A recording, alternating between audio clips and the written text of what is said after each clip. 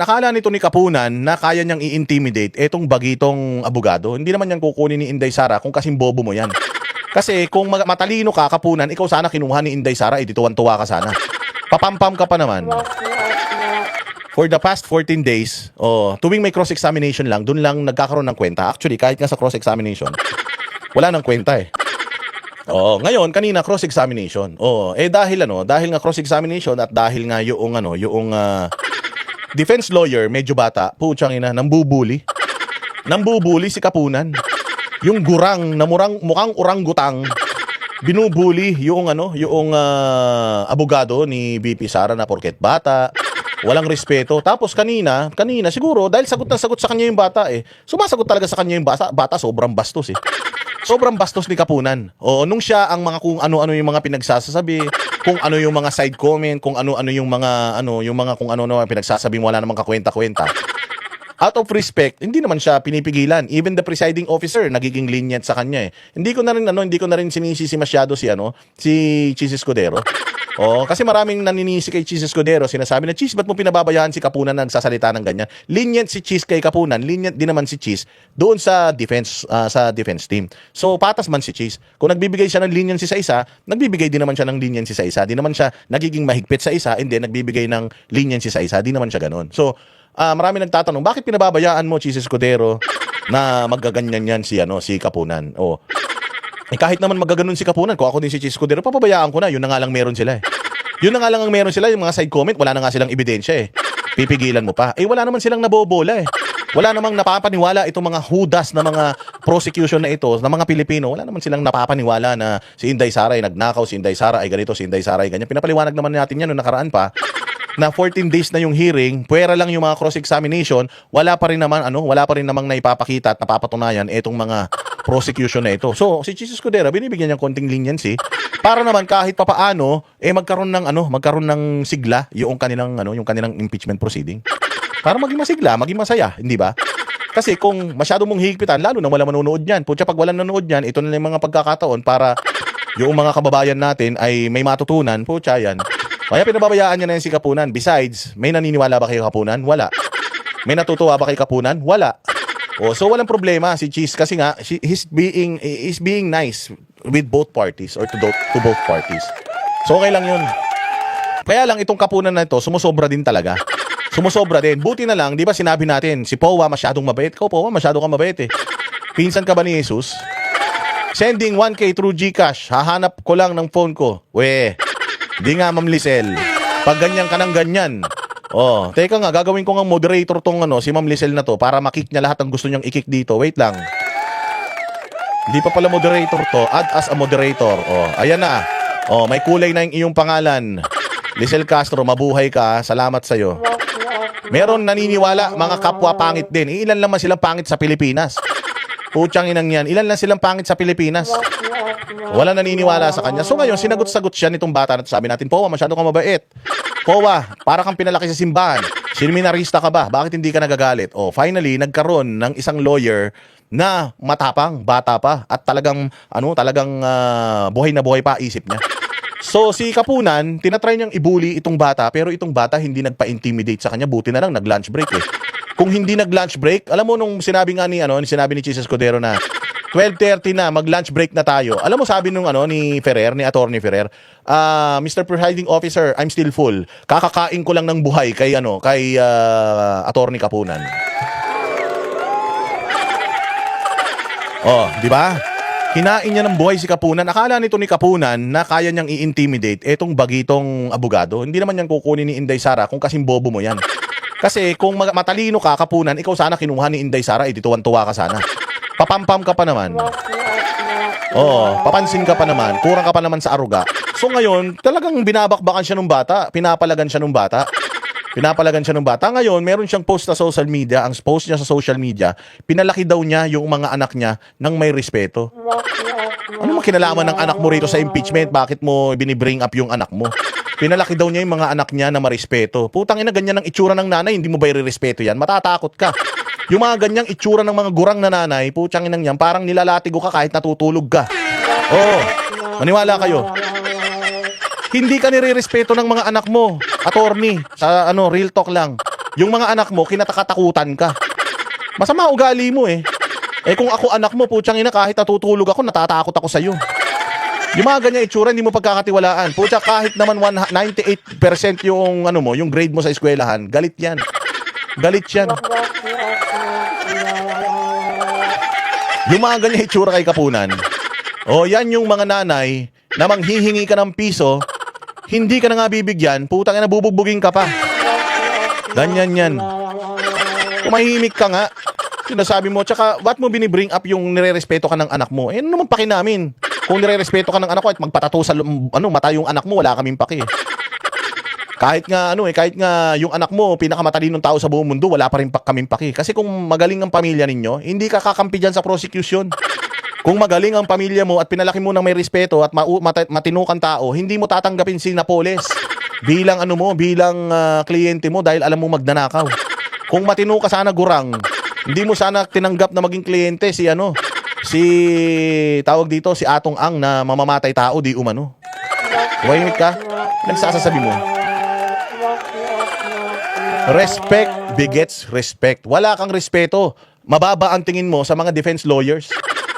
Kaya nga kita mo, pag ikaw ang nagpipresenta ng ng iyong testigo, putyang ina, kahit nakaka-boring, nakakainis, ang pangit ng nakikita mo, kahit puro ka punchline, wala naman natatawa, kayo-kayo lang ng mga prosecution ang natatawa.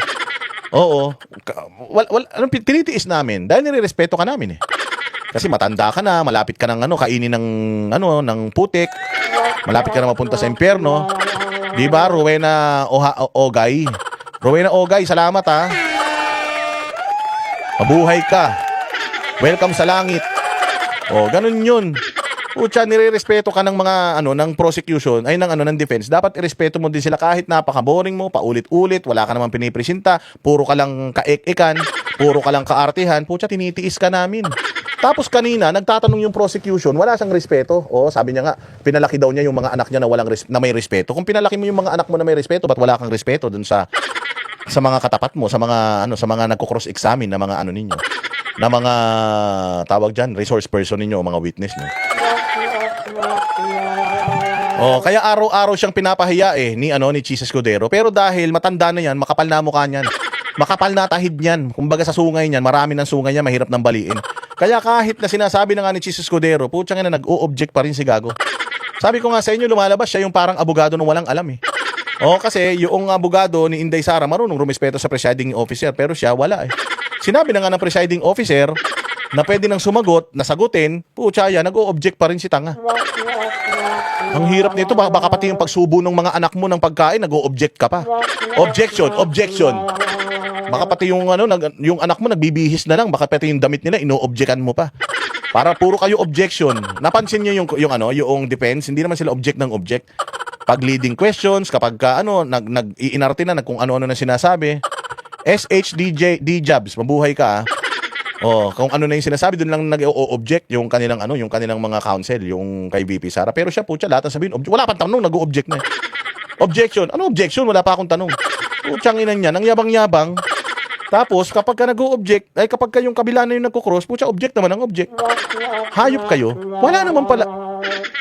Alam mo, kung ako yan, kung ikaw Kapunan, naniniwala ka dito sa witness mong parang yung witness mo mukha mansanas, kung ikaw may tiwala ka dito sa witness mong busog na busog, kasi nung nagpunta to ng Congress, hindi pa ganito kalusog to eh.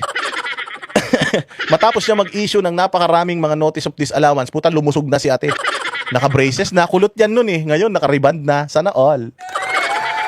Pero sa totoo lang kung talagang tiwala kayo dito kay Peggy Sue na inyong itong mukhang hippopotamus na witness ninyo, hindi kayo matatakot kahit anong itanong ng depensa, hindi nila kayang baliin. Pero dahil alam ninyo na nagsisinungaling ang mga ito, rehearsed yung inyong mga tanungan, na itong mga ito ay nag-issue lang ng notice of disallowance sa OVP dahil ginigipit ng Congress yung kanilang budget, kaya napilitan sila para magka-budget yung kanilang opisina, napilitan sila na kahit nagli-liquidate naman si Inday Sara, hindi nila tinatanggap kasi parang lumalabas kami ang makapangyarihan. Mag-liquidate ka hanggang gusto mo. Hanggat hindi namin tinatanggap yung liquidation mo, wala kang magagawa. Parang ganun ang lumalabas eh.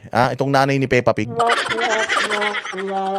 Kahit naman tama yung pagliliquidate, pero dahil nga political, dahil nga hawak sa liig ng Congress ang COA, according sa sinasabi ng mga depensa ni Inday Sara, hindi talaga lulusot kahit anong liquidation ni Inday. Kasi nga, kailangan nilang makagawa ng kaso laban kay Inday. Ito na yung pinakamalakas na pwede nilang ikaso kay Inday, itong maling paggamit ng pondo. Putsang inapalpak pa, bakit? Ang pinatutunayan nila dito at ang pinag-aagrihan ng mga tao dito, mali yung paggastos ng opisina ni Vice President ng pera ng taong bayan. Mali ang paggastos.